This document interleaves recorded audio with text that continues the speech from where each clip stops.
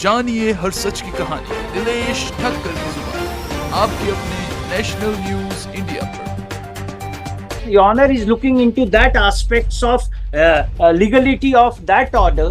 That seriousness has to be here, and unless until trial court record is not there, the seriousness will not be appreciated in the proper perspective, Your Honor. Under the all judgments, that it is more than prima facie. So, at the stage of the charge, nothing remains for me.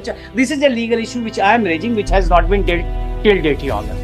Case तो बहुत दिनों से pending था, तो आज उस case में बहस की शुरुआत हुई और करीब आधे घंटे के करीब बहस हुआ और कोर्ट ने सरकार को नोटिस किया और ट्रायल कोर्ट के रिकॉर्ड के लाने के बारे में भी कहा कि ट्रायल कोर्ट का रिकॉर्ड लाया जाए। बहस की आज शुरुआत थी, तो आज शुरुआती बहस के बाद जज साहब ने कोर्ट आईओ के बुलाने की बात और ट्रायल कोर्ट के रिकॉर्ड को मंगवाने की बात कह के अगली तारीख लगा दी। हाई कोर्ट में श्री नारायण साईं जी का रिवीजन पिटीशन लगा था, जिसमें उन्होंने सूरत केस में, जिसमें वो पुलिस उनके खिलाफ चार्जशीट नहीं फाइल की थी और वो उसमें आरोपी नहीं थे, जिसमें सरकारी वकील के एप्लीकेशन पे कोर्ट ने उनको आरोपी के तौर पे एक 307 का मुकदमा है सम्मन किया था।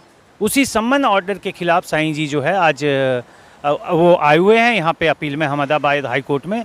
आज उसी केस की तारीख थी। तो सर आज क्या हुआ, मतलब देखिए, आज ये केस तो बहुत दिनों से पेंडिंग था, तो आज उस केस में बहस की शुरुआत हुई और करीब आधे घंटे के करीब बहस हुआ और इस केस में स्टेट को नोटिस नहीं गया था, तो आज कोर्ट ने सरकार को नोटिस किया और ट्रायल कोर्ट के रिकॉर्ड के लाने के बारे में भी कहा कि ट्रायल कोर्ट का रिकॉर्ड लाया जाए और कई तथ्यों पे तो अभी मुद्दों पे अभी कोर्ट में शमीसन जारी है।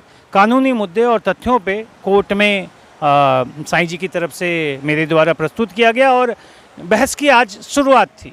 तो आज शुरुआती बहस के बाद जज साहब ने कोर्ट आईओ के बुलाने की बात और ट्रायल कोर्ट के रिकॉर्ड को मंगवाने की बात कह के अगली तारीख लगा दी, जो कि अब 27 नवंबर है। सर देख रहे हैं लगातार आप अलग अलग केस देख रहे हो। कल 24 सितंबर थी, कल गुड़गांव कोर्ट में आप मौजूद थे। आज 25 सितंबर है, आज गुजरात हाई कोर्ट में हो और कल पानीपत हाई कोर्ट, मतलब वहाँ भी नारायण साईं जी का केस चल रहा है, वहाँ पर आप रहो। देखिए, कभी कभी तारीख लेना अपने हाथ में नहीं होता है और दरअसल पिछली तारीख जो आज की तारीख थी, आपसे पिछली बार भी पिछली तारीख को 11 सितंबर को बात हुई थी, तो ऐसा था कि हम इस इम्प्रेशन में थे और तारीख हमने यह कह के लिया था कि ये जो तारीख है यह तारीख 25/10 है, लेकिन बाद में ऑर्डर पे हमने देखा कोई कम्युनिकेशन गैप या सुनने की दिक्कत या जो भी है, वो तारीख 25/9 थी।